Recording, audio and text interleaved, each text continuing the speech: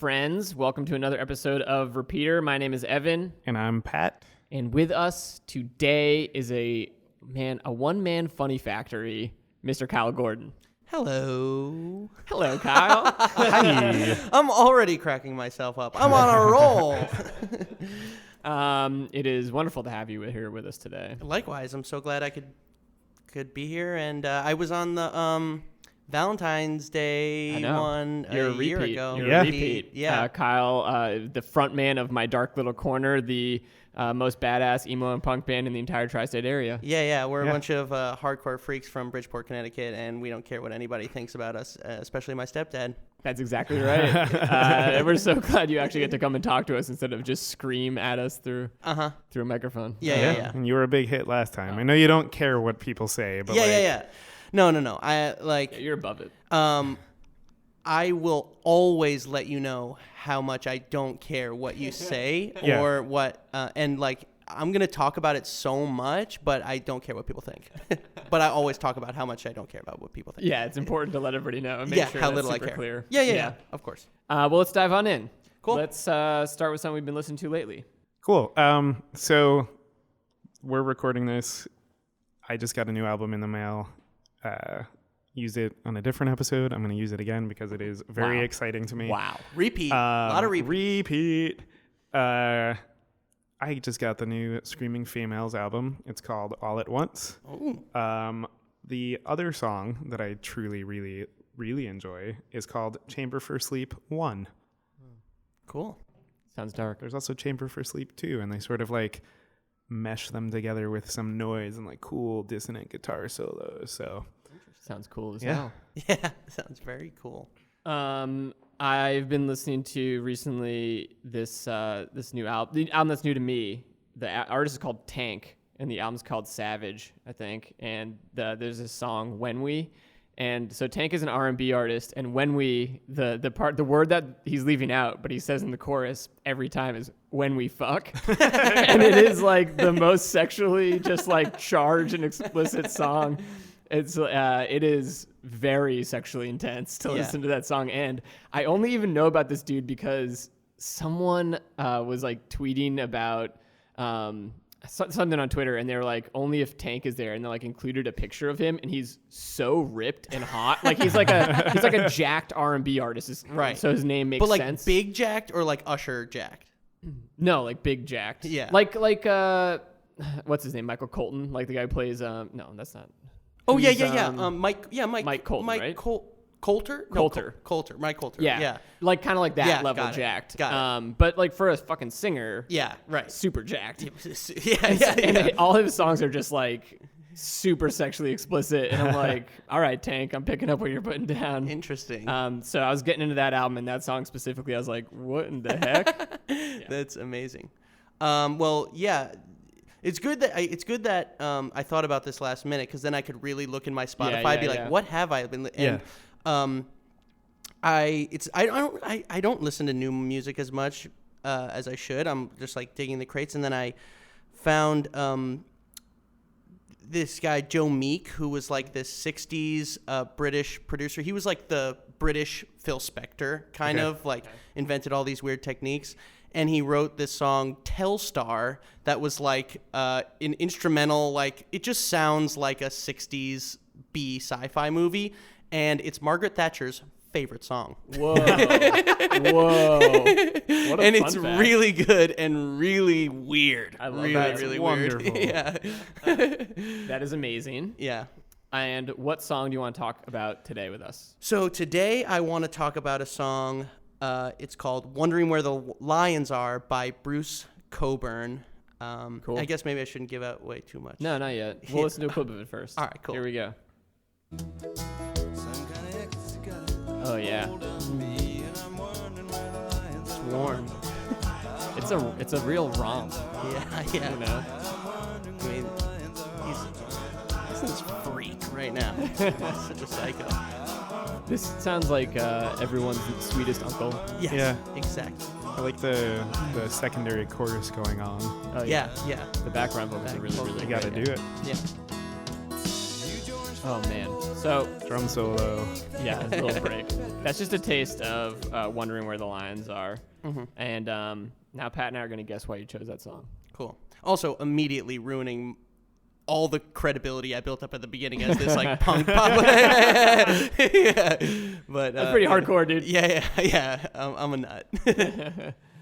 I think you picked this song because this is actually what founded punk rock. Because it's got lions, and lions are punk as fuck. Yes. And you enjoyed the catchy chorus. For sure. And also it invented punk as insofar as like they were like, what do we hate? Yeah, exactly. What are we raging against? Yeah, exactly. This. Yeah, right.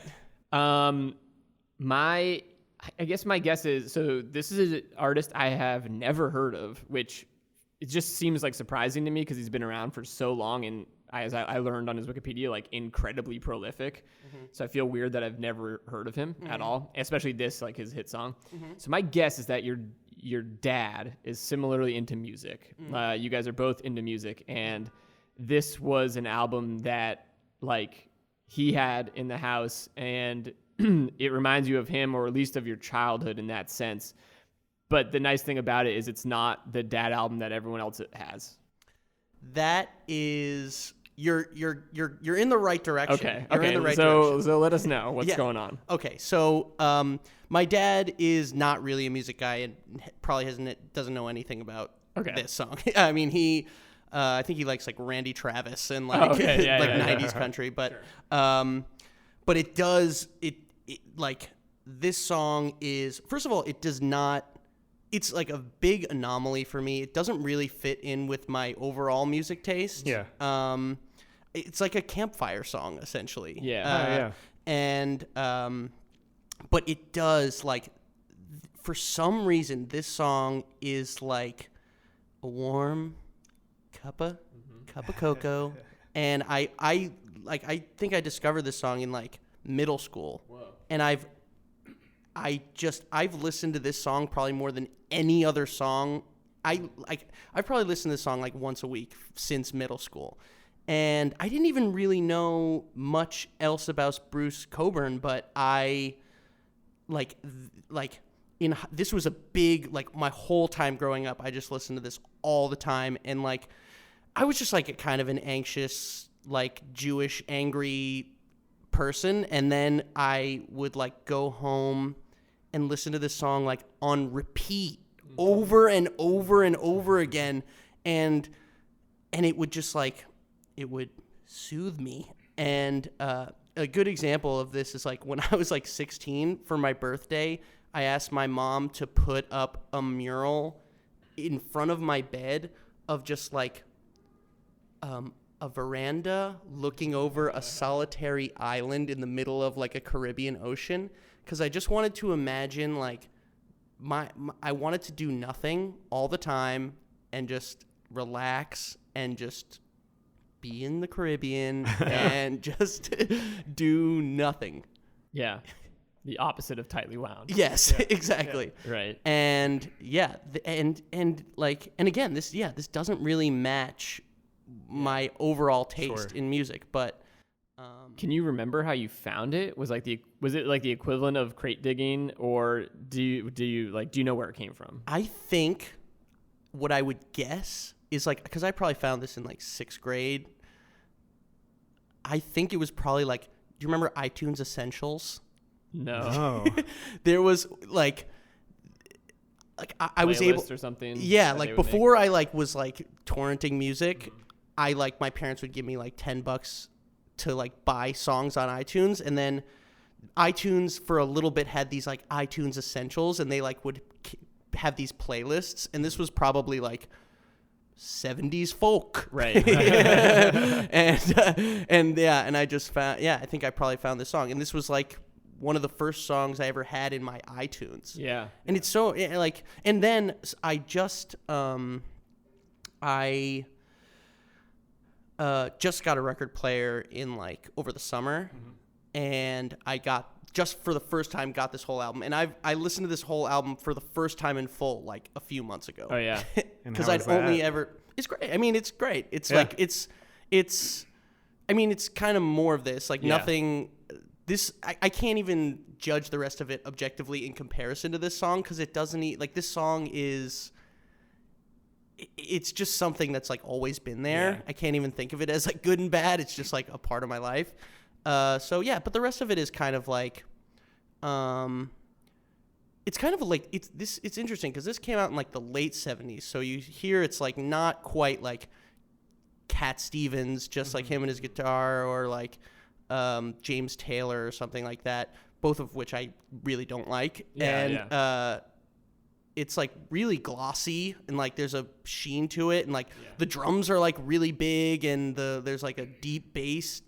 It's got more familiar. It's got more similarities with like some later like Paul Simon albums, I think. Yeah, yeah. And there's also like this more worldly element to some of it, like just some of the instrumentation that he uses. 'Cause I listened to that album today and listened to this song on repeat, and it's like, yeah, both those things are true. It's a really good song to listen to over and over again, actually, because it doesn't really feel like it has a beginning and an end. Yes. It's like, it's almost when you turn it on, you've like stepped into it. And then when it's over, you just step out of it. It's like a river or something.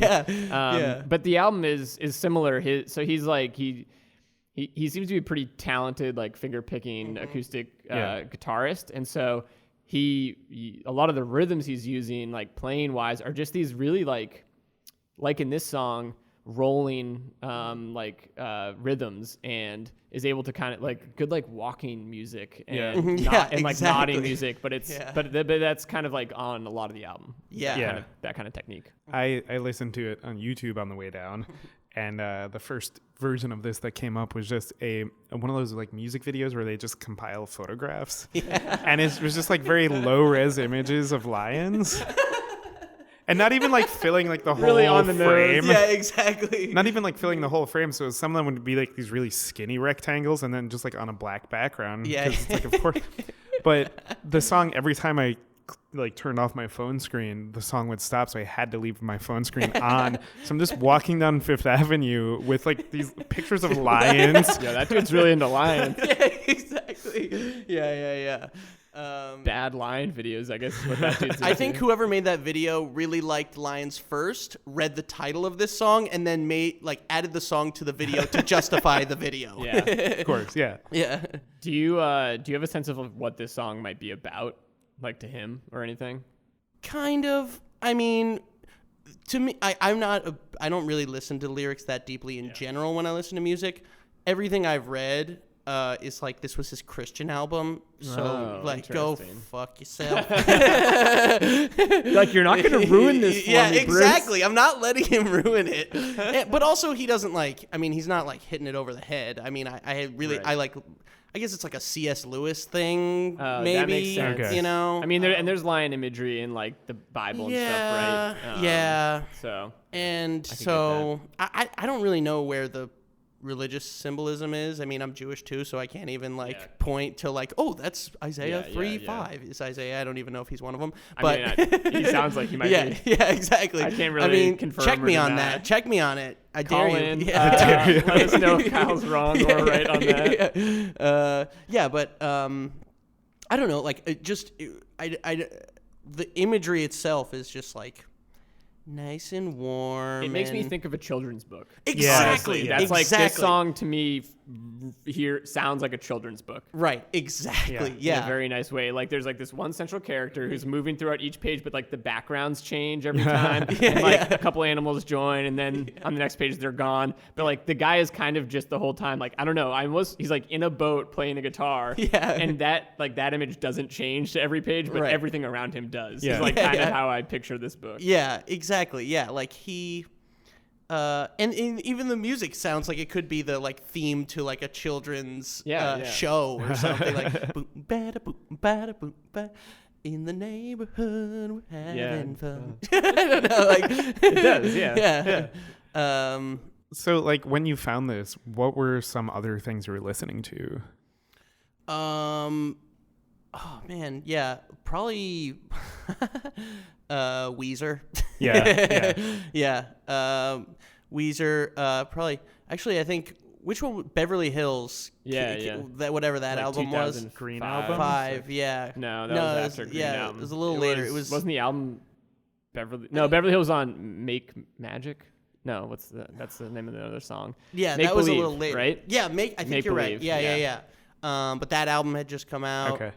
And yeah, but I also was like just getting into hip hop, so like this was the last. And that was around like Kanye's like big coming out party, right? Yep, graduation was like gigantic. Yeah. But also I was like really into Wu-Tang and like the biggest album that ever happened to my school was Get Rich or Die Trying, 50 Cent. Interesting. And so that was very big. So like that's what I was listening to at the time. I mean, I did kind of like, I was, I like Nick Drake, and I was listening to like other folkier stuff, but this was like a little like the most saccharine version saccharine. of it, Yeah. Sure. I get that. Yeah. And yeah. What is there anything you can think of in your school as to why 50 Cent's album was the most popular album? Because everyone was white. Everyone tried too hard. Yeah, exactly. I think that was the most. I can remember like around that time. I think it was like the most popular album on my wrestling team specifically. But I don't know about my high school. My whole middle school was like. Everyone had that shirt too, really? With 50 Cent shooting the glass being broken. Yeah. And then also, you know who else loves 50 Cent? My grandma Miriam, because she had like she was like involved in some like movie club where she got to see like early screenings of movies, and she saw the movie Get Rich or Die Trying. Okay. And she was like. She got me a poster. She was like, I never knew I liked hip hop. Yeah, that's a cool grandma. Wonderful. She's not a cool grandma, but she's just like a stereotypical, like she's like, Standard Kyle, you Grammy. never call it standard Grammy, Jewish Grammy, but loved 50 Cent. And then also the other day she was like, you know what I love? I love murder. I love murder. It just when I get to see a murder, it helps me relieve my anger. Like so it runs on in the film or on film. like, okay. Oh yeah. Podcast and in her head. Yeah, in her head. All day, feel every nice. day. Yeah. I envision a murder and then I feel better about my day. Exactly. Yeah. But yeah, that was huge. 50 Cent was huge. Yeah. Young Jeezy, very big. I don't think I ever hung out with anyone that was into Young Jeezy. Young Jeezy was huge. Where is this? Where did you grow up? Westchester. Okay. Yeah. I feel like we've talked about this. Where in Westchester? I'm from Katona. Where are you from? I'm from Pelham. So a lot of similarities here because Lower Westchester also very into 50 Cent. Yeah. Like, also very white. Was your school into like Jadakiss? Oh, yeah. Because he's from Yonkers and DMX. Yeah. Yonkers, right. was huge.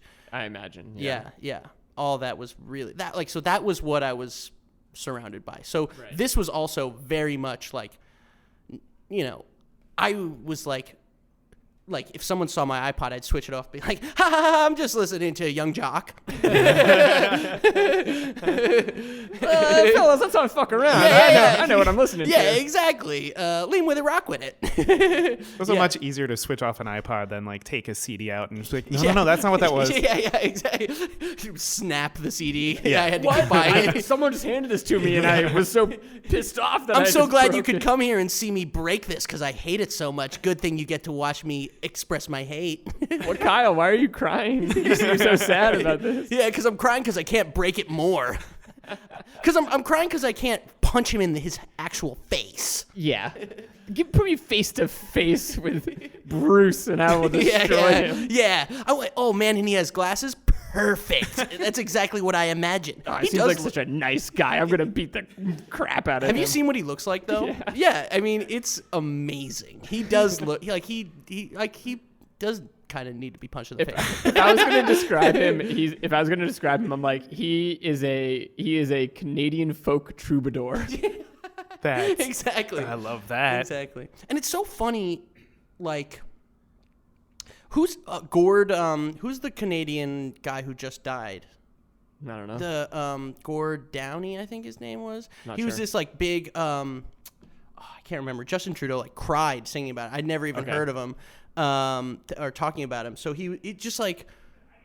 Even now, like this guy Gord he had like hits in the 90s and 2000s. I mean, whoever's listening is like going to kill me for not remembering, but text him. Text Kyle. yeah. Call in and yeah.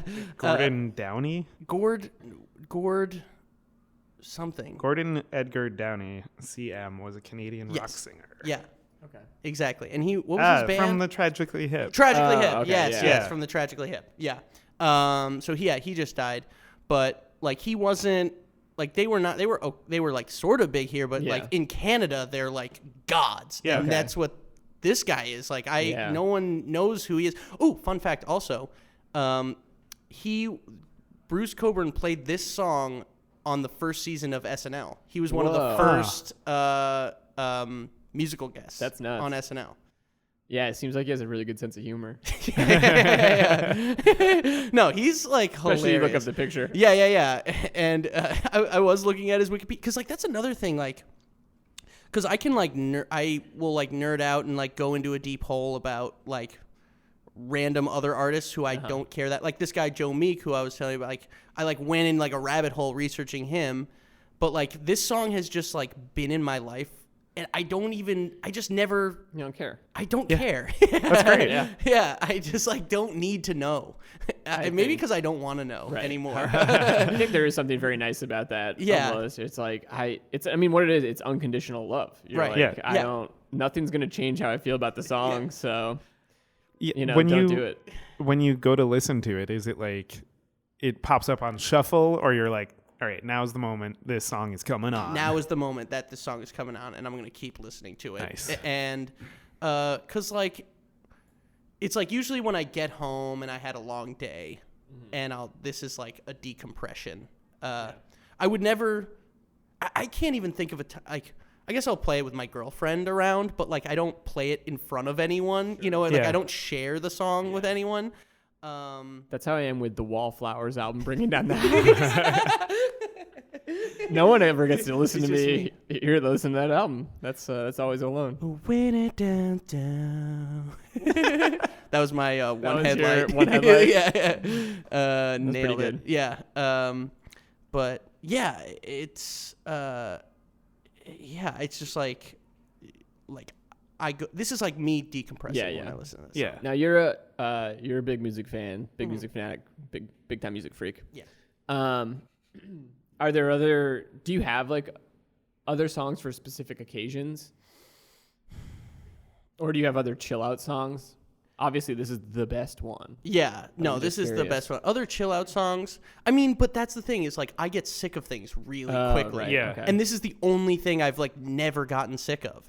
So like right now, if I'm chilling out, it's Sade all day. Oh, yes. I'm going through a huge that's a good Sade chill. thing. Yeah, that's a great chill. But I'm trying to think. I mean, when I'm like hyping myself up, it's probably Wu-Tang. Okay. I'm trying to think like what else like Well, specific. let's go back to even just like Walking on Sunshine every time I wake up God. every morning. Yeah. Perfect. Yeah.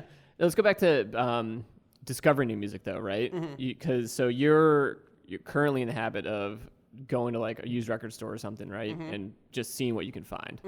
And yeah, what's that experience about for you? Like, why does that appeal to you? Yeah, so I'm not just because if I had $1 million, I would just because like when people are like, yeah, I just go to a record store and I see a album that I don't know anything about and it just like the cover appeals to me. I'm like, I could do that with every album. Everything looks kind of cool. Like they're like every album cover looks kind of cool, or like really dumb. And I want to get because that looks like the worst album ever. Exactly. I gotta see what it sounds like. Exactly. Yeah. And like if it's $1, I'll buy like this compilation of like lullaby songs. But like, no, for me it's like it is because like I will like go down rabbit holes like researching something and then I'll like recognize a name or see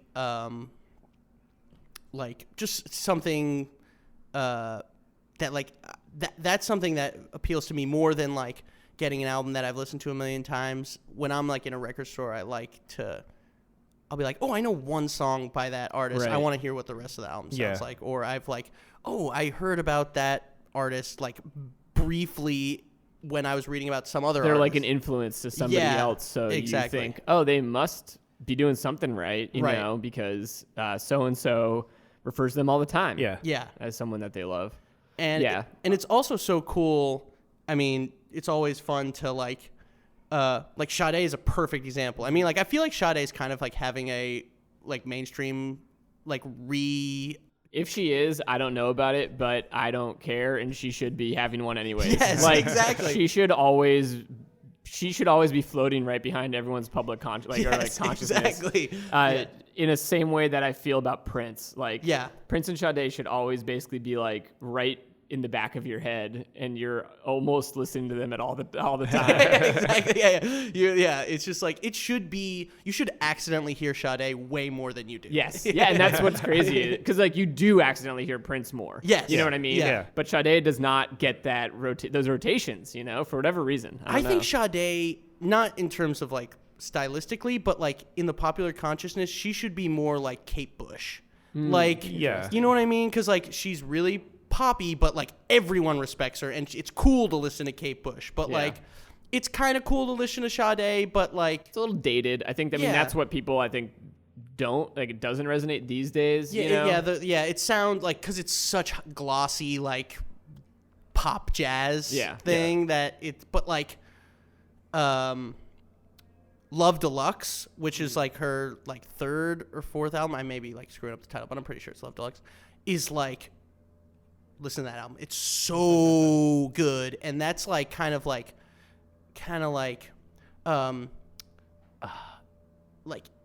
early night. It's like jazzy, but it's like funky R&B. It's really good. Yeah. Sade, and she's great. I had one of those experiences of like someone keeps referencing this must be good. Is I was at an Amoeba Music, I think in LA, and I bought a CD just because like that's what was in front of me and available. But it was Average White Band's album. I think Average White Band, a band who I had written off the moment I heard their name, you know, years and years ago. I'm so ready to be sold on this. Yeah, Go for it. years and years ago, and I just like thought they were like some kind of joke, and I didn't know what their deal was. Yeah. But then maybe this must have been like 4 or 5 years ago. I started following Questlove on, you know, like Instagram and Twitter and stuff. And after 2 years of just seeing how often he would reference Average White Band as being maybe his favorite band or one of a really influential band to him, I was just like, well, fuck this. I even looked them up first. Yeah. And I was like, oh, they are white. Like they're a funk band. They're a funk band that's white and from Scotland. So they're Scottish? Yeah, so I was really not sold. What? Like hard not sold. Even after looking them up, I was like, this made it worse. This sounds horrible. But I was just like, well, Questlove, like maybe you're right. And I got like their biggest album, and it's so good. Really? And they absolutely knew what they were doing. Like they were a bunch of white dudes in Scotland, so they were kind of like copying funk music, but they put in the work, and they were so good. And they have one song that everybody knows, but it's almost everything's like instrumental of theirs, so you just don't know you know it. It's on probably like a million movies. I think it's called Picking Up the Pieces. Yeah, exactly. And that song's fucking tight. But like they're a good funk band. Interesting. And it's because Questlove just like would talk about them a lot. That's awesome. Wow. So in your crate diving, looking for the dollar records, is there anything that you've like stumbled upon that you weren't expecting to find, or just like something that when you brought it home, like A gem. blew your mind? Oh yeah. The motels, or I think they're just called motels. I mean, I can't even. They were like a B level like new wave band, like female fronted new wave band, and that's one that it was like $1. So Yeah. it did have like a really cool looking cover, and I just bought it. And it was, really good. Man, I want to look up what the album was actually called, because I just got it recently, and I like put it on. I was like, whoa. And Motels is such a good I was name. gonna say, I know, That is right? a really good name for Yeah. a band, especially dropping like Yeah. just Motels. They did is- Suddenly Last Summer. Like, Suddenly Last Summer. I don't think I know it. Yeah, it's like an 80s song. But the album is... Oh, they don't even have it on Spotify. You know what? We'll come on. We'll circle back. We'll circle back. We'll put it in post. Put it in the show notes. Put a pin in it. Yeah. But that was really good. But that was just like another thing of, but I guess not so much digging in the crates, but also like, going back, like researching online, but like, it's now one of my favorite albums ever is the first Dexy's Midnight Runners album. Is Interesting. one of the best Really? albums ever made. I am so confident in saying that. And it sounds nothing like whatever, Come On Eileen. Yeah. It's like if the Specials were like an R&B band. weird. And it's I like a am lot of into horns. that. Yeah, it's so good. Good. Everyone get it. It's Searching for the Young Soul Rebels. Whoa. Dexy's Midnight Runners' first album. It's flawless through and through. Like big horns, but like kind of like a little punky. Yeah. You know, it's like 1980, I think. Yeah. London. And they had the song Gino, which was kind of popular, but from that album. But And what's the name of the album again? Searching for the Young Soul Rebels. That one I know. I think Yeah. that is an excellent recommendation to end on. Yeah. Yeah. Oh Yeah. man, that's Get so that. good. Everyone go out and get it. It not only get it. I guarantee satisfaction guaranteed. Well, Kyle, that was wonderful. Thank Yeah. you for this is a brand new song to both of us, so this Yeah. is very cool. Cool. Yeah. Where can people keep up to date with what's going on in your life, or where can people see you? You can see me at the Magnet Theater every Wednesday with my team Avalanche. You can follow me on Twitter. I've got 30 followers. They're all diehards though. But I'm surprised I didn't. You always try to like play the system, so I'm at Real New Edition, and or follow me on Instagram on Backyard Baseball 2001. Hell Great. yeah. Hell yeah. Thanks everybody for listening. Rate, review, tell a friend, hug somebody, that kind of thing. Yeah. Tell us about the cassette tapes you had, the CDs you snapped in half. You got to do it. You got to do it. We've loved having these people listening. We've really loved having Kyle Gordon on the show. Yep. Hip hop, Everybody, until next time, hit repeat. yeah, hip hop.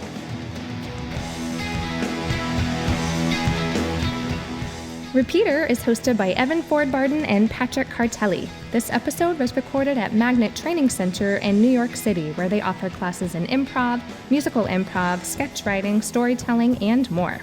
Find out more at magnettheater.com. Visit us online at repeater.show for live dates, hot music tips, and show archives. Theme music by the Sun Lions. Everything else by Love Nest Productions. Welcome to Repeater.